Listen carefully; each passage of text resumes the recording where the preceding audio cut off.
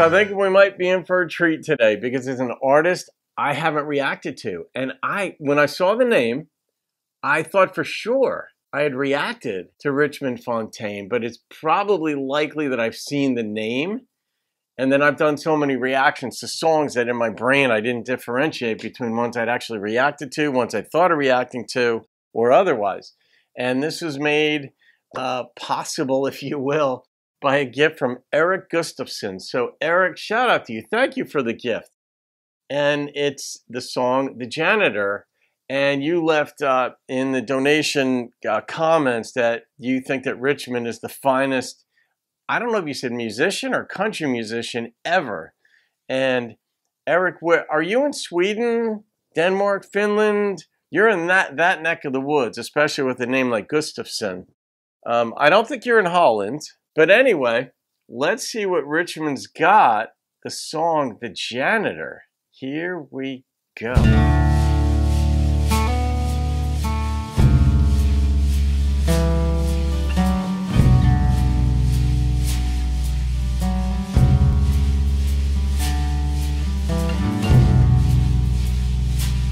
Interesting. Worked as a janitor in a hospital, and he met her there.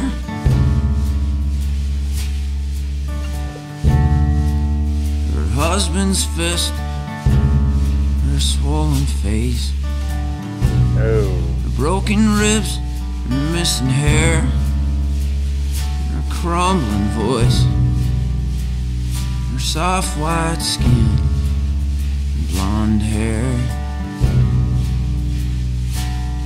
No charges did she file, and when the husband wasn't around, they talk in her room. After shift and before shift, at his lunch breaks at noon. And because of their meetings, the janitor bought himself new clothes. He cut his hair and he bought her things, radio and books and nightgown magazines. Intrigue builds.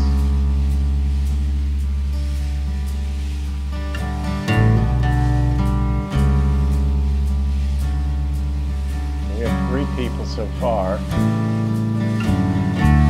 And he'd come down in the middle of the night, and he'd drink coffee and tell her about the few places that he'd been and the things that he had seen. How he was beaten up and he almost died Twice there. while walking home through some college ground, and about a depression that came from it and never let down.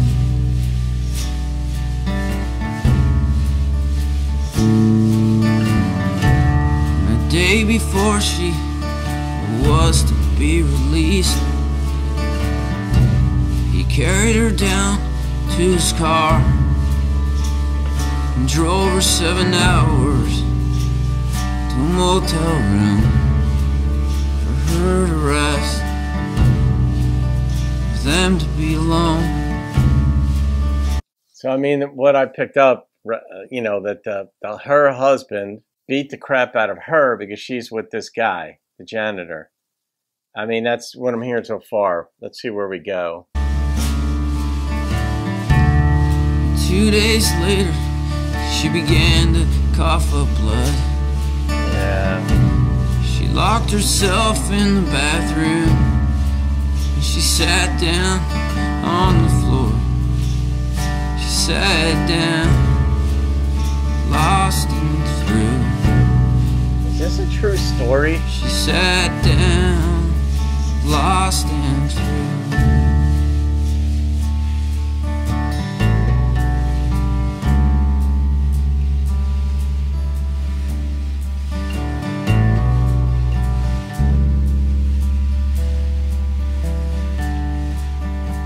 I don't think he'd write a song like this unless it was true. She wouldn't go back to the hospital, which would lead to destruction and ruin of purple dripping alcohol and smashed records on the floor and his cluttered breathing. And there are pictures still hanging on the wall. She finally stood up with red stains on her shirt. Still? She walked back out to the room. "I'll save my life," she said. And he grabbed her hand, said, "That's all I wanna do. Oh, I just wanna be with you. All I wanna be is with you."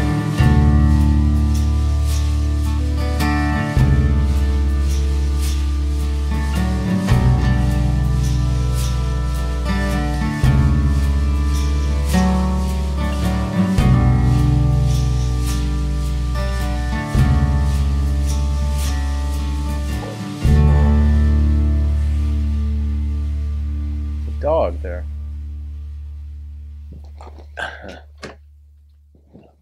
A song like this, my mind goes immediately to how you conceptualize a song like that from the beginning.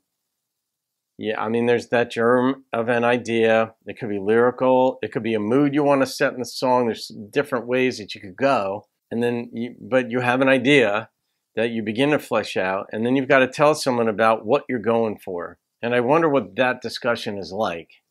Unless you just, I mean, some songwriters just write the song out themselves. They do the lone cowboy, lone cowgirl thing. I mean, I write lyrics that way. I don't consult people on that. I write lyrics all the time. Songwriters who actually get songs into production like this or onto an album or something, you still have to explain the artistic vision. And I wonder what those words are like. I wonder if somebody would write a song about those discussions, about talking people into, and I don't mean a Nashville, oh, I'm going to be famous and big brights and lights and all that stuff. I mean like the hardcore stuff, the real stuff that goes on behind the scenes, where most of it nobody ever hears. Most songs don't get made so that, you know, we hear them out there. YouTube has changed that a little bit, but a lot of artists are doing it. But I don't know Richmond Fontaine's repertoire, Eric, and this was just a fascinating how somebody becomes an artist that puts out things like this. I'm sure there were people who said the same thing about Dylan when he first came out, because he was so different, that talking style of singing. And this is the talking style of singing, tells a story, and then it kind of ends on a nice note. She wanted to live, and that's all he wanted from her, so he could spend more time with her. But was this based on a true story? Was there some, I mean, abuse stories this is kind of a common theme. So you could write this without personal experience of knowing someone or something, but sometimes there are stories like the wreck of the Edmund Fitzgerald, where a songwriter, Gordon Lightfoot in that case, reads the newspapers, gets all these stories, and crafts a story around a national story.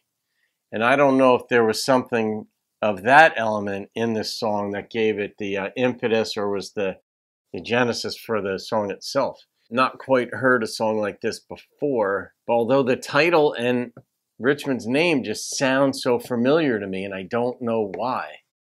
So I'm gonna, God,